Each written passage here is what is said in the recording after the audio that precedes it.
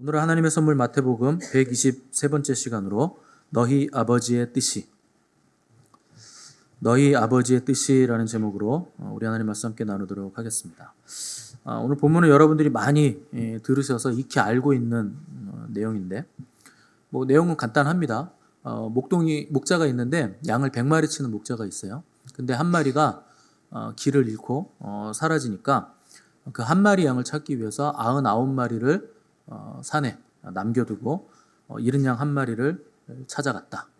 그리고 잃은 양 한 마리를 찾으면 99마리 남아있는 양보다 잃은 양 한 마리 찾은 걸 더 기뻐한다 하는 내용이 이 비유의 전부입니다. 다른 복음서에서는 이 비유를 조금 다르게 얘기하고 있는데, 목자가 잃은 양을 찾으면 그 잃은 양을 어깨에 메고 온다고 되어 있습니다. 그 그림 여러분 많이 보셨죠? 어깨에 메고 오는 것으로 봐서 양이 크지 않다. 우리 그 레위기 양육하시면서 양이 얼마나 큰지 보셨죠? 양을 세워놓으면요, 성인 남성보다 큽니다. 그만큼 덩치가 커요. 근데 목자가 어깨에 메고 왔다는 건 이건 어린 양이에요. 그래서 어린 양을 어깨에 메고 오고 메고 와서 이웃 사람과 잔치를 벌였다. 이렇게 기록이 되어 있습니다. 그래서 목자가 양을 메고 온 이유는 양이 길을 잃어서 헤매고 다니다가 기진맥진해서 목자가 안고 왔을 수도 있고, 아니면 어린 양을 찾은 게 너무 기분이 좋아서 사랑스러워서 목자가 양을 이렇게 목에 이렇게 어깨에 메고서 왔을 수도 있고, 아니면 이놈은 하도 여기저기 돌아다니니까 도저히 안 되겠다 그래가지고 다리몽댕이를 부러뜨려가지고 못 걸으니까 이제 목자가 어깨에 메고 왔을 수도 있고, 여러 가지 가능성이 있겠죠. 아무튼 목자가 잃은 양을 찾아서 너무 기뻐서 와서 잔치를 했다. 이렇게 기록이 되어 있습니다. 자, 잃은 양 한 마리의 입장에서는 이거 굉장히 이제 고마운 일이죠. 99마리가 있는데 내가 한 마리 잃은 양인데 나를 찾아서 목자가 친히 와주니까 얼마나 감사합니까? 근데 99마리 양의 입장에서는 이거 굉장히 마음 아픈 일이죠. 섭섭한 일이죠. 아니, 한 마리 때문에 99마리를 방치한다고요? 굉장히 이거 비효율적이고, 그 99마리 입장에서는 위험하잖아요. 언제 늑대가 올지도 모르고 호랑이가 올고 곰이 올지도 모르는데 목자 없이 99마리가 산에 방치되는 상황이 됐으니까 얼마나 섭섭합니까? 99마리 입장에서 굉장히 섭섭하죠. 그러니까 오늘 본문 13절 보시면 진실로 너희에게 이르노니 만일 찾으면 길을 잃지 아니한 99마리보다 이것을 더 기뻐하리라. 그러니까 잃어버린 양 한 마리 찾는 게 길 안 잃은 99마리보다 훨씬 더 기쁘다는 거예요, 목자가. 여러분 엄청 섭섭하지 않습니까? 그럼 남겨진 99마리는 도대체 뭐예요? 목자에게 도대체 무슨 의미입니까? 우리도 그냥 갈 길 가자. 목자가 우리 찾으러 오면 우리를 기뻐할 것 같은데 우리도 여기 가만히 있지 말고 우리도 그냥 각기 제 길로 흩어지자. 이렇게 해야 되는 건가요? 그러니까 이거는 굉장히 목자가 하는 일이 비상식적인 거예요. 그리고 비합리적인 겁니다. 상식적으로 우리가 그냥 계산기를 딱 튕겨봤을 때도 한 마리를 찾아가는 것보단 99마리 지키는 게 훨씬 더 좋은 겁니다. 99마리 다 몰살당할 수 있는 거예요. 차라리 한 마리 포기하는 게 나은 거죠. 근데 이런 비슷한 비유가 누가복음에 이제 계속 나오는데 거기에 이제 탕자의 비유가 나와요. 여러분 잘 아시는 대로 탕자가 아버지에게 재산을 청구해서 이제 집을 나간다는 얘기인데, 당시 문화에서 아버지가 살아있는데 재산을 청구한다는 거 이거 굉장히 배은망덕한 겁니다. 배은망덕한 걸 넘어선 거예요. 이거는요, 그냥 쓰레기 중에 쓰레기예요. 이 아들은 재활용도 안 되는 쓰레기입니다. 이거 가망이 없는 거예요. 왜냐하면 아버지가 살아있는데 유산을 청구했다. 이거는요, 아버지 빨리 돌아가 주세요. 빨리 돌아가시면 좋겠어요. 이런 얘기를 하는 거예요. 그래야 내가 유산을 다 받을 거 아닙니까? 근데 살아있는데 유산을 청구했다? 이거 진짜 나쁜 놈이에요. 집을 나간 건 더 심각한 거예요. 원래 유대 문화에서 집이라는 건 윗세대에서 다음 세대로 이어지는 그 유산을 계속 이어받는 겁니다. 근데 나는 이 집에서 있기 싫어요. 나갈 거여서 나갔다? 그러면은 그 신성한 가문의 유산을 단절하고 나는 내 방식대로 살겠습니다. 이렇게 하고 나간 거예요. 그러니까 이건 무례함 정도가 아니라 그 가문의 전통과 유산, 그리고 여호와를 섬기는 신앙, 이것까지 다 저버리고 바깥으로 그냥 나간 게 된 거죠. 그러니까 하나님과의 언약을 등지고 세상으로 나간 아들이니까 이게 얼마나 배은망덕한 아들입니까? 그러니까 진짜 이거는 나쁜 아들인 거예요. 그러다 돈 받아가지고 나갔는데 허랑방탕하게 살다가 이제 돈이 다 떨어지게 됩니다. 그래서 이제 유대인들은 먹지도 않는 돼지를 치면서 살았다. 이렇게 기록하고 있는데, 이방인의 이제 하인이 돼서 종이 돼서 거기서 돼지치며 산 거예요. 이제 그러다 돼지가 먹는 쥐암 열매 같은 거 훔쳐 먹다가 도대체 내 신세가 어쩌다 이렇게 됐나 후회하면서 아버지의 집에는 품꾼도 양식이 너무나 많은데 내가 왜 여기서 이러고 있나 후회를 하면서 아버지의 집으로 이제 돌아가게 됩니다. 돌아가는데 아버지가 멀리서 아들이 오는 걸 보고 달려 나갔다 그랬어요. 근데 거리가 먼데 상거가 먼데 달려 나갔다는 건 아버지가 매일매일 이 아들을 기다렸다는 뜻입니다. 엄청 먼 거리에서도 아들이 오는 걸 봤다는 거예요. 그러니까 항상 지켜보고 있었다는 거죠. 그러니까 얼마나 가슴 졸이면서 아들이 오기만을 매일매일 기다렸나 하는 걸 표현하는 거죠. 그리고 나서 달려간 아버지가 그 냄새나는 그 홈리스 같은 몰골로 돌아온 아들을 끌어안습니다. 잘했다, 잘했다. 뭐 돈이 어떻게 썼는지 뭐 다 돈 어디다 다 썼냐, 너 내 돈 가지고 뭐 있냐 이런 거 묻지도 않는 거예요. 냄새 나는데 끌어안고 종들에게 너희들 빨리 목욕물 데펴라. 그래서 씻기고 좋은 옷 입히고 그리고 신발 좋은 거 신기고 또 반지를 끼웠다는 건 아들이라는 표시입니다. 반지라는 건 인장이잖아요, 이게. 그래서 너는 내 아들이고 내 유산을 다시 상속받을 수 있는 자격이 있다. 지금 받아간 유산 그거 허락망탕하게 쓴 거 탕진한 거 그거 상관하지 않겠다는 거예요. 너는 지금 내가 가진 네가 받은 것 그건 그냥 없는 걸로 치고 내가 다시 너에게 또 유산을 상속해 줄 거다 하는 인정을 해주는 게 그 반지의 의미입니다. 그래서 제일 살찐 소를 잡아가지고 자 잔치를 열자. 내 아들이 살아 돌아왔다. 너무나 기쁘다 해서 잔치를 벌인 거예요. 근데 큰아들이 일하다가 돌아오면서 보니까 자기네 집이 굉장히 시끄럽고 막 풍악 소리가 들리고 사람들이 많이 모인 거예요. 그래서 종에게 물어봅니다. 무슨 일이냐 물었더니 당신의 동생이 나갔다 살아 돌아와서 아버지가 기뻐서 지금 잔치를 열었습니다. 이 소식을 듣게 되죠. 이 큰아들이 이제 여기서부터 노발대발하기 시작합니다. 아니 나는 일평생 아버지 옆에서 이렇게 충성스럽게 일하고 있는데 헌신 봉사하고 있는데 탕자가 돌아왔다고 잔치를 벌였다고? 아니 뭐 탕자가 나가서 일하다 왔으면 형도 이제 대견했을 겁니다. 뭐 원양어선 탔다가 돌아왔거나 어디 뭐 사우디가 바로 옆이죠. 이스라엘 바로 옆인데 거기 가서 일을 하다 왔거나 아니면 뭐 유럽이나 미국 가서 열심히 공부하다가 학위를 딱 마치고 졸업해서 왔거나 그러면 아이고야 내 동생이 드디어 돌아왔네 고생했다 잘했다 이렇게 했을 텐데 뭐 아버지의 재산을 창기와 함께 다 탕진한 동생. 여기 엄청 불안당 같은 동생이에요. 이런 배은망덕한 놈이 재산 다 털어먹고 돌아왔는데 잔치를 열었다고? 그 형이 여기서 이제 분노를 하는 거죠. 그 형의 입장에서는 이거 정당한 분노입니다. 아버지가 하는 일이 형의 입장에서는 이건 한 개도 공평하지도 않은 거예요. 나를 위해서는 뭐 염소 한 마리도 안 잡아주셨는데 저 아버지 재산을 다 탕진하고 창기들과 함께 놀아먹고 다 탕진한 저놈이 왔다고 잔치를 벌이니까 얼마나 이게 이해가 안 됩니까? 오늘 본문도 그런 구조예요. 남겨진 99마리 양들의 입장에서 한 마리 양 찾아다니는 목자가 마음에 안 드는 거예요. 아니 목자 양반 지금 생각을 좀 잘 해보세요. 여긴 99마리고 거긴 한 마리예요. 그리고 그 한 마리는 목자를 안 따라다니고 말을 안 들은 양이에요. 지 멋대로 다니는 애인데 근데 여기 99마리 방치하고 한 마리 찾으러 지금 가신다고요? 너무 위험한 생각 아닙니까? 그러다가 99마리 다 죽으면 어떡하시려고요? 너무 비합리적인 거 아닌가요? 너무 비효율적인 거 아닌가요? 계산기를 한번 잘 두드려 보세요. 이렇게 얘기할 수 있는 상황인 거죠. 근데 여러분 그 목자와 양들의 생각은 왜 다를까요?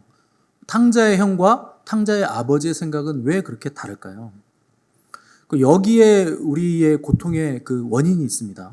하나님의 생각과 우리의 생각이요 너무나 다른 거예요. 하나님의 의식과 우리의 의식이 너무나 다르다는 거예요. 여러분 우리가 주님을 만나기를 아무리 원하고 기도해도 주님의 의식하고 우리의 의식이 다르면요 주님을 만나도 소용없습니다. 그 소용없어요. 의식이 다르다는 건 목표가 다르다는 뜻이고 목표가 다르면 가는 방향과 길이 다르다는 뜻이에요. 그래서 그 아모스서 3장 3절 보시면 두 사람이 의합치 않고서야 어찌 동행하겠으며 이런 구절이 있습니다.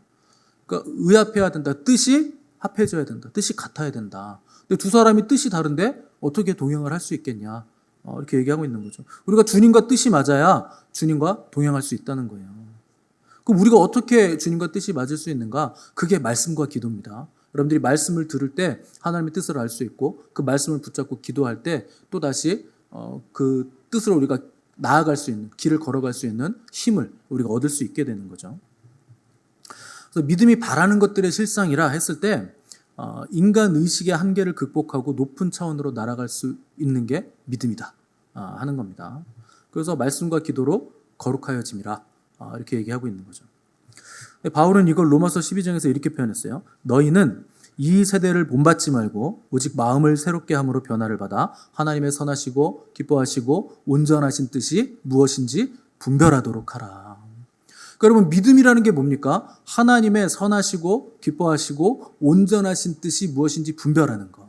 이게 믿음이에요. 믿음의 기초예요.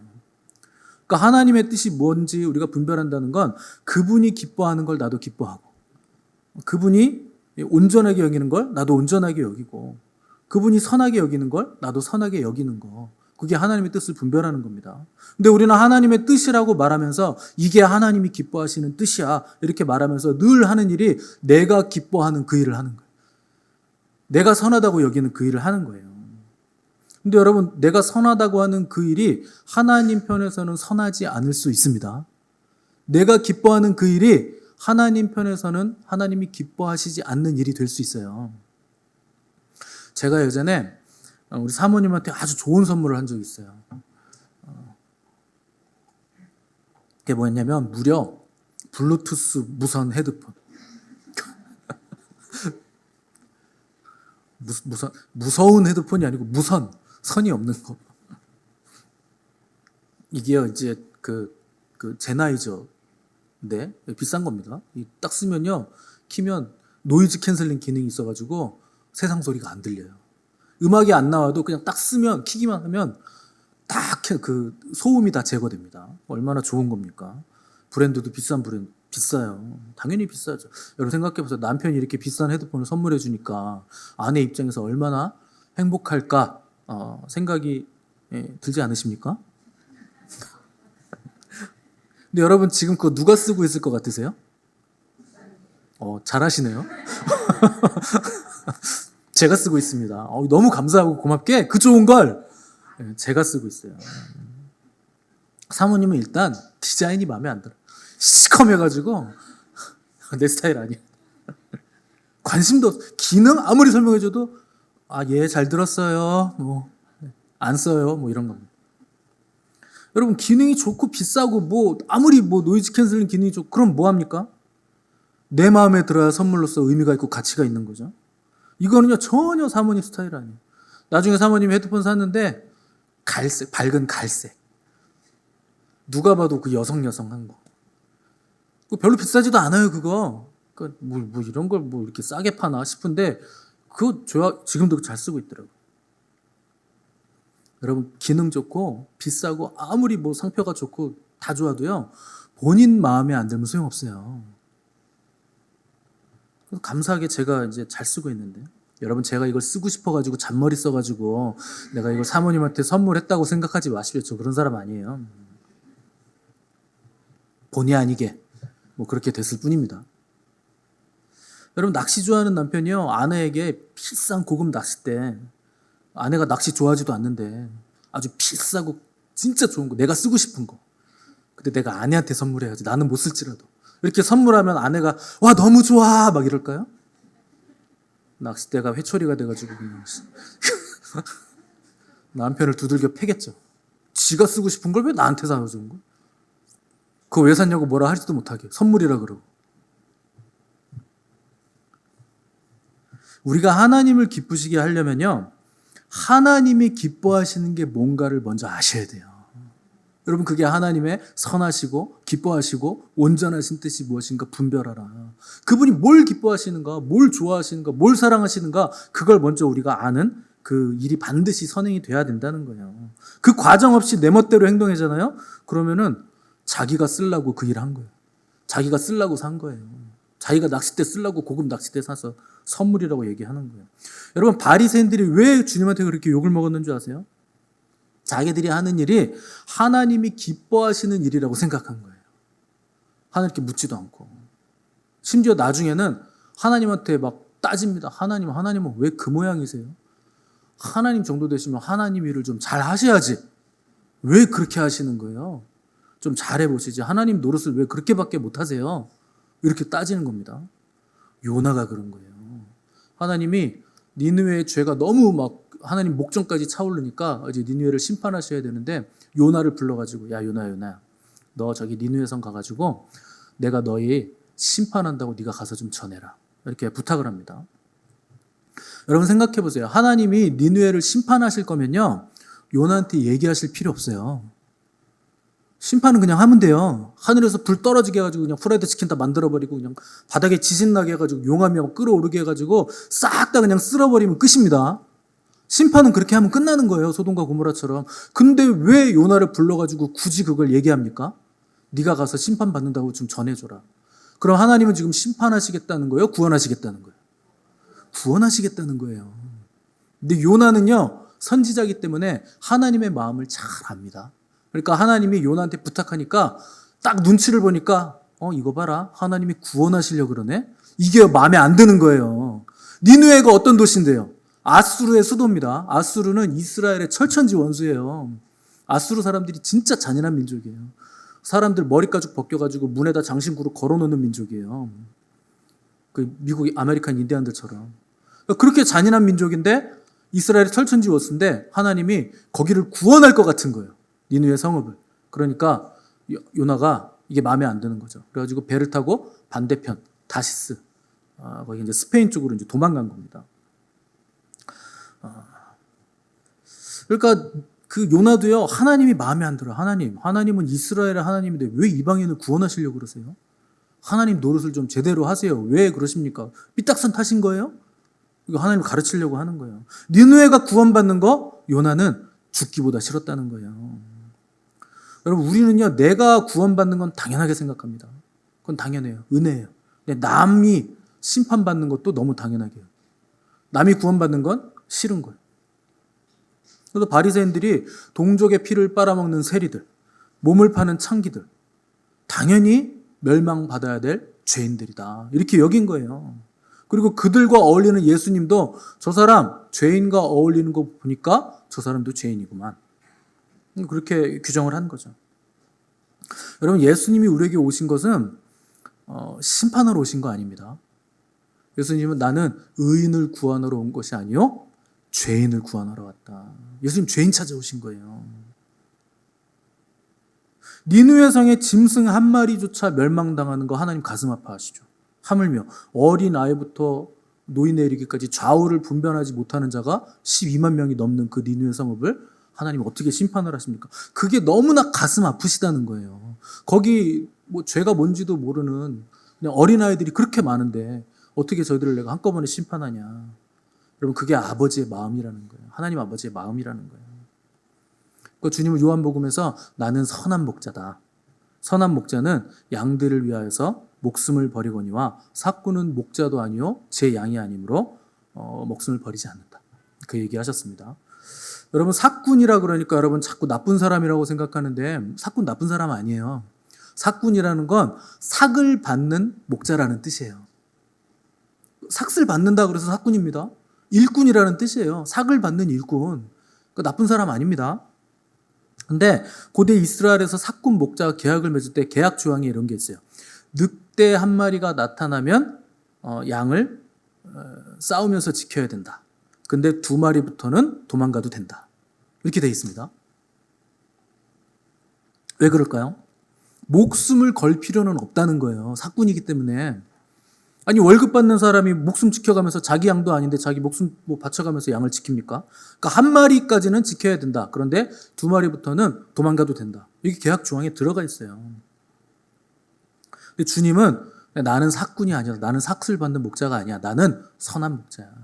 나는 너희들의 참 목자야. 그래서 너희들을 위해서 나는 내 목숨을 버린다.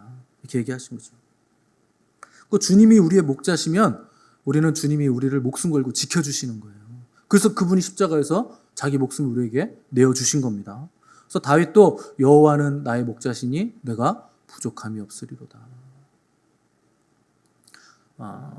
다윗이 부족함이 없다고 한 것은 그분이 나를 푸른 풀밭 잔잔한 물가로 인도해 주시기 때문에 내가 부족함이 없습니다라고 고백한 거 아닙니다. 그냥 여호와가 나의 목자이시기 때문에 부족함이 없다는 거예요. 다른 환경은 상관없다는 겁니다. 그분이 나의 목자시기 때문에 나는 부족함이 없다. 자기가 왕이라서 절대 권력이 있어서 부족함이 없다고 한 것도 아니고 재물이 많으니까 부족함이 없다고 한 거 아니에요. 목자가 주님이시기 때문에, 하나님이시기 때문에 나는 어떠한 상황이 있더라도 나는 부족함 없습니다. 내가 언제 뭐 왕 되고 싶다 그랬습니까? 내가 언제 부자 되고 싶다 그랬습니까? 하나님, 나는 그저 하나님의 성전에 문직이라도 상관없어요. 하나님. 근데 하나님이 내 목자시니까 저는 그걸로 족합니다. 저는 부족함 없습니다. 이렇게 고백한 거예요. 여러분, 지구상에서 아이들이 가장 신나하는 장소가 어딘 줄 아세요? 놀이동산이에요. 놀이동산. 아이들에게 놀이동산은 천국 그 자체죠. 뭐 볼만한 게 얼마나 많습니까? 생전 집에서 보지도 못하는 거. 탈거리, 볼거리 너무나 많죠. 거기 가면요, 아이들이 눈이 그냥 헷가닥 뒤집어지는. 저거 사줘, 저거 태워줘, 막 난리가 나죠. 근데 여러분, 거기서 부모님 잃어버리면 어떻게 됩니까? 거기가 천국이겠습니까? 지옥이겠습니까? 그건 생지옥이에요. 사람이 그렇게 많고 내 엄마는 찾을 수가 없어요. 그럼 생지옥이죠. 보호자가 사라지면 지구상에서 가장 천국 같은 곳이요, 가장 지옥 같은 곳으로 변하는 거예요. 바뀌는 거예요. 우리도 마찬가지예요. 여호와가 우리의 목자 되셔야, 주님이 나의 목자 되셔야 거기가 그 어디나 하늘나라인 거죠. 아마 여기 계신 분들은 탕자의 이야기로 치면 탕자라기보다는 탕자의 형인분들이 더 많을 겁니다. 또 잃어버린 양이라기보다는 99마리 양이신 분들이 더 많겠죠. 그럼 여러분, 목자가 우리를 방치하고 잃어버린 양 한 마리 찾으러 돌아다니는 목자 보면 서운하죠. 여러분, 제가 여러분들한테 신경 안 쓰고 새로 오시는 분들하고만 맨날 우리끼리 너무 좋아, 오셔서 너무 좋아요, 챙겨주고 점심 때마다 막 밥 사주고 성경 공부도 새로 온 사람만 맨날 시켜주고 새벽 기도 때도 그 사람들만 막 안수해주고 맨날 찾아다니면서. 그럼 여러분, 역시 우리 목사님은 새로운 사람들, 그 새로운 양들을 참 양육을 잘하셔, 이런 생각이 드시겠습니까? 아니면 서운해, 상처받았어, 이런 생각이 드시겠습니까?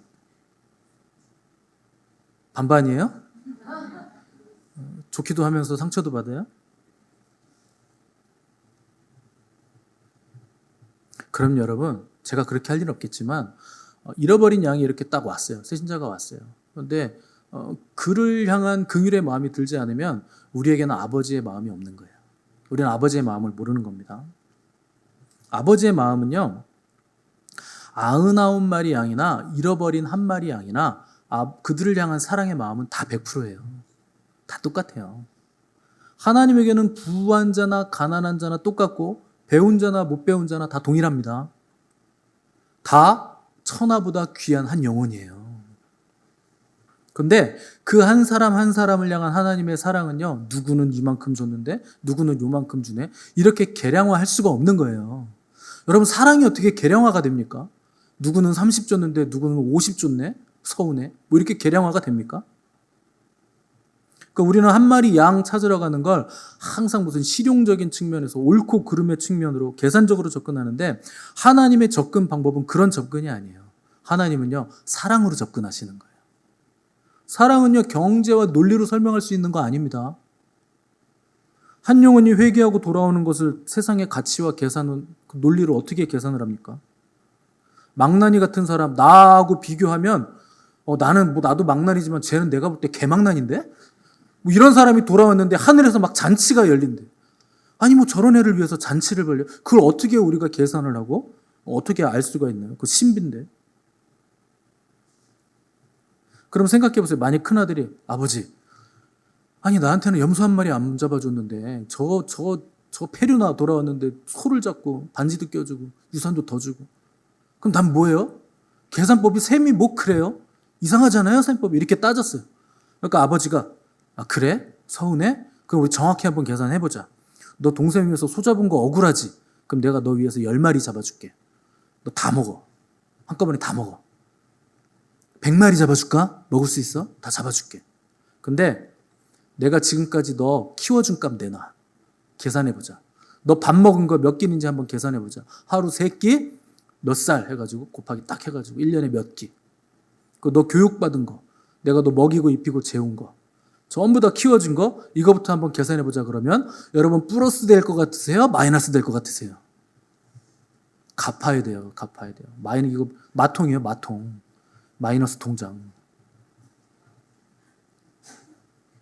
여러분 우리 구원은요 하나님이 정확히 계산하시고 셈하셔서 받은 구원이 아닙니다. 여러분 구원받을 때 정확히 계산해서 구원받으셨어요? 야 너는 이런 거 플러스 몇 점. 야 금식 많이 했네? 이건 플러스 100점. 헌금도 좀 했네? 요거 플러스 80점.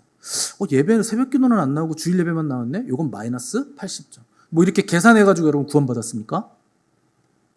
아니에요. 우리가 존재하기도 이전에 예수님이 우리 구원을 위해서 죽으신 거예요. 뭔 계산을 합니까? 우리가 여전히 아직도 죄인 되었을 때 그리스도께서 우리를 위해 죽으신 건데. 근데 우리는 나의 구원에는 굉장히 관대한데 다른 사람에게는 굉장히 엄격한 잣대를 들이밉니다. 이게 우리의 죄성이에요. 뭘 들여서 구원받은 적이 없는데. 하나님이 계산하시잖아요. 여기 중에 구원받을 분이 한 사람도 없어요.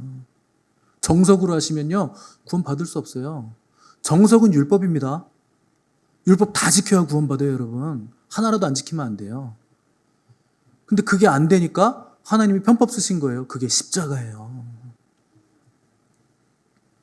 그러니까 당자의 형이 나는 지금까지 아버지 옆에서 이렇게 오래도록 열심히 일하고 아버지를 돕고 있는데 이렇게 아버지와 함께 지난 시간이 도대체 무슨 의미냐? 이런 회의적인 생각이 드는 거죠. 차라리 내가 동생처럼 집을 나가가지고 나도 재산 달라 그래가지고 화랑방탕하고 그냥 날마다 파티하고 노래방 가고 그냥 나이트 가고 부킹하고 이러면 아버지가 나를 더 애틋하게 생각하지 않을까? 이런 생각을 하는 거예요. 여러분도 그렇지 않습니까? 누가 드라마틱하게 하나님 만나가지고 우리 교회 찾아오면 어떻게 하나님 저렇게 만나주셨을까?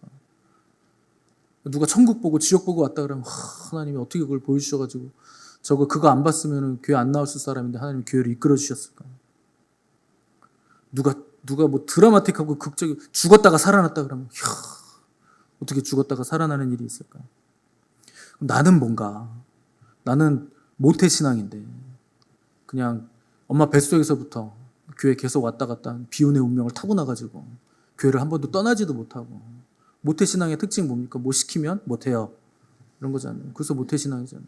이것도 못해요. 저것도 못해요. 그냥 교회만 다닐게요. 떠나가지 못하겠고. 나도 어디 좀 떠나볼까. 그러니까 여러분 내 삶이 너무 지루하고 한심하게 느껴지는 거예요. 여러분 근데 드라마틱한 거 너무 좋아하지 마시기 바랍니다. 피곤해요. 여러분 고생 많이 하셔야 돼요. 드라마틱 하려면. 가장 좋은 은혜는 평범함 가운데 주시는 하나님의 은혜예요. 여러분 평범한 게 비범한 겁니다. 그게 진짜 비범한 거예요. 여러분 평범하기가 진짜 어려워요. 근데 내 신앙생활이 평범하다, 내 인생이 평범하다, 그게 비범한 은혜예요. 우리는 믿음을 뭔가 대단한 걸로 생각하고 초자연적인 기적이 맨날 일어나야 된다고 생각하는데 아무 일도 일어나지 않는 가운데서 믿음이 견고해지는 거예요. 그때 바닥이 다져지는 거예요. 그래서 교회 안에서도 그렇죠. 교회 안에도 이렇게 오랫동안 계신 분들이 있는데 또 중간에 이렇게 오신 분들이 있죠. 근데 중간에 오신 분들 보면 꼴 보기 싫은 분들이 있습니다. 저거 아무것도 모르고 와가지고 저거 목사님이 다 받아주고 저거 어떻게 하면 좋냐. 99마리 양들은요 항상 목자 밑에서 순종했던 사람들이에요. 드라마틱한 삶도 없었어. 가만히 여기 있었어요. 근데 잃어버린 양 돼가지고 막 돌아다니다가 갑자기 그냥 세게 은혜 받아가지고 그냥 훌렁 뒤집어져가지고 드라마틱하게 딱 여기 왔네. 그렇든 드라마틱하게 와가지고 엄청 나대는 거예요. 그러니까 99마리 양들이 보기에는요 저거 진짜 꼴 보기 싫은 거죠. 그럼 어떻게 해야 될까요? 교회 안 나와야 될까요? 내가 저거 꼴 보기 싫으니까 안 나와야 되겠다. 그러면요 안 나오는 순간 여러분은요 99마리에서 잃어버린 양 1마리가 되는 거예요. 그리고 딱 다시 들어오잖아요? 그러면 그때 꼴 보기 싫었던 그 사람은 99마리 양이 돼 있네? 그럼 그때 나는 이제 잃어버린 양 1마리가 돼가지고 들어와가지고 99마리 양 된 그 사람이 저거 또 잃어버린 양 1마리 꼴 보기 싫어 죽겠네 저거. 저렇게 나댄다 중간에 나갔다 와가지고. 이게요 계속 돌아가는 거예요. 그렇게 하는 게 좋겠습니까 여러분? 교회 안 나오면 제일 쉽죠. 근데 그렇게 해가지고는 믿음이 되지 않는 거예요. 넓어지지가 않는 거예요. 요나가 하나님 말씀 거부하고 다시스로 도망갔는데요. 마지막에 요나가 물고기 뱃속에 들어가셨다가 물고기가 토해가지고 나온 다음에 마지못해서 이제 복음을 전합니다. 회개하라고. 3일길 되는 니느웨 성읍을요, 반나절 만에 끝내요. 메시지 전하는데. 막 이렇게 돌아가지고도 해야 되는데, 대각선으로 쭉 가, 뭐, 심판 온대요. 40일 뒤에. 대충 전했는데, 그걸 듣고 사람들이 다 회개해버립니다. 하나님이 하신 거예요. 짐승에서부터 왕에 이르기까지 전부 다 금식하면서 베옷 입고 죄를 뒤집어 쓰면서 회개해버려요. 요나가 그걸 보니까 막 속이 뒤틀리는 거예요. 아니, 대충 전했는데 왜? 아니, 망해야 되는데 다 회개해버려요. 그래서 마지막에 요나가 동산에 올라가서 니느웨 성이 망하나 안 망하나 이렇게 보고 있습니다. 근데 햇빛이 너무 뜨거운 거예요. 그러니까 하나님이 그 나무에다 박넝쿨을 만들어 주셔가지고 그늘 딱 지게 해줘가지고 시원하게 해줘요. 그러니까 요나가 또 시원하다 살았다 또 헤헤헤 또 웃고 있습니다. 그러다가 햇빛이 너무 진하니까 박넝쿨이 또 말라버려요. 하나님이 마르게 해버립니다. 그리고 또 벌레를 보내서 박넝쿨을 다 갉아먹게 만들어요. 또 햇빛이 엄청 뜨거워지니까 요나가 머리가 너무 뜨거우니까 또 신경질을 내요. 하나님한테. 하나님 나한테 왜 그러세요? 박넝쿨 왜 또 가져가셨어요? 그때 하나님 뭐라고 하신 줄 아세요? 너 나한테 지금 화내는데 너 박넝쿨로 나한테 그렇게 화내는 게 그게 말이 되냐? 그러니까 요나가 뭐라 그런 줄 아세요? 말이 되죠. 내가 성내어 죽을지라도 제가 옳아요. 제 말이 옳아요. 그러니까 하나님이 야 네가 수고도 안 했고 재배도 안 한 박넝쿨이잖아. 그게 하룻밤 만에 났다가 하룻밤 만에 말라서 사라진다 한들 네가 그렇게 박넝쿨을 아꼈다고? 그러면 저 큰 성 니느웨에 좌우를 분별하지 못하는 자가 12만 명인데 가축도 많이 있는데 내가 그들 아끼는 게 잘못된 거냐? 이렇게 물어보십니다. 그리고 요나서가 끝나요. 요나가 답을 못해요. 하나님의 뜻은 어디에 있느냐? 우리가요 하나님의 마음을 좀 알아줬으면 좋겠는 거예요. 여러분 하나님 마음을 알기를 원하시는 거예요. 하나님은 잃어버린 양 한 마리 찾기 위해서 99마리 양을 두고서라도 찾아가는 그 아버지의 마음, 목자의 마음, 그 양 한 마리 찾았다고 잔치를 벌리는 아버지의 마음, 경제 논리나 이성적으로나 합리적으로는 설명할 수 없는, 어떻게 보면 저건 정말 미련한 짓 아닌가 싶은, 이해가 되지 않는 아버지의 사랑, 우리가 그 아버지의 사랑과 마음을 너희들이 좀 깨달았으면 좋겠다. 아버지가 그걸 우리에게 요구를 하신다는 겁니다. 저는요 개인적으로 우리 교회 오랫동안 지켜오신 분들에게 굉장한 감사의 마음을 가지고 있습니다. 저는 중간에 왔기 때문에 그동안에 어떤 일이 있었는지 모릅니다. 여기서 무슨 일이 있었고 어떤 사건이 있었고 그런 거 잘 몰라요. 뭐 얼마나 어렵고 힘들었는지 다 헤아리지 못하죠. 근데 한 가지는 알아요. 여러분들이 이 자리를 20년이 넘도록 거의 30년이 되도록 지켜오셨기 때문에 오늘 여기에 미션 처치가 있었다 하는 건 제가 압니다. 그리고 돌아온 탕자와 집에 있는 탕자가 함께 모여서 오늘 이토록 아름다운 예배를 드릴 수 있었던 것, 아버지의 집을 계속 지켜왔던 그 사람들이 있었기 때문에 이렇게 됐다는 거. 여러분 그게 너무나 감사한 일이에요. 그러니까 지키는 사람이 얼마나 큰 일을 하는 겁니까? 집 나가 돌아다니는 사람들은요 깊어지질 않는 거예요. 쌓아지질 않는 거예요. 믿음이. 가만히 그 자리에서 자기의 할 일을 충실하게 감당하고 위치를 지키는 사람들이 하나님의 마음을 많이 알아가게 된다는 거죠. 그래서 잃어버린 양이나 남겨진 양이나 집 나간 탕자나 집에 있는 탕자나 다 아버지의 자녀들입니다. 다 하나님의 100%의 사랑을 받는 자들이에요. 여러분 오늘 우리에게 100%의 사랑을 부어주시는 그 아버지의 마음과 사랑이 오늘 우리에게 전달되는 은혜가 있기를 바랍니다. 그래서 서로가 서로를 바라볼 때 여러분 마음을 넓히셔야 돼요.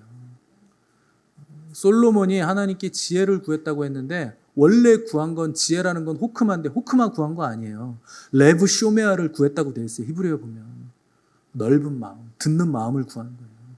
하나님이 그걸 응답하셔서 솔로몬에게 지혜를 줬을 뿐만 아니라 열왕기서에 보면 지혜뿐만 아니라 뭘 줬냐면 넓은 마음을 주셨더라 그렇게 되어 있어요. 솔로몬이 왜 지혜로운 왕인 줄 아세요? 넓은 마음을 가졌기 때문에 그래요. 여러분 이걸 구하시기 바랍니다. 아버지의 마음을 구하셔야 돼요. 넓은 마음을 구하셔야 돼요. 그래서 서로가 서로를 볼 때 옳고 그름으로 이성과 판단, 합리로 재단하지 마시고 저울질하지 마시고 아버지 저에게 넓은 마음을 주십시오. 아버지의 마음을 주십시오. 그렇게 서로가 서로를 바라보고 품고 사랑하고 헤아리는 영적 성숙과 기쁨이 저와 여러분들에게 있기를 간절히 바랍니다. 함께 기도하겠습니다.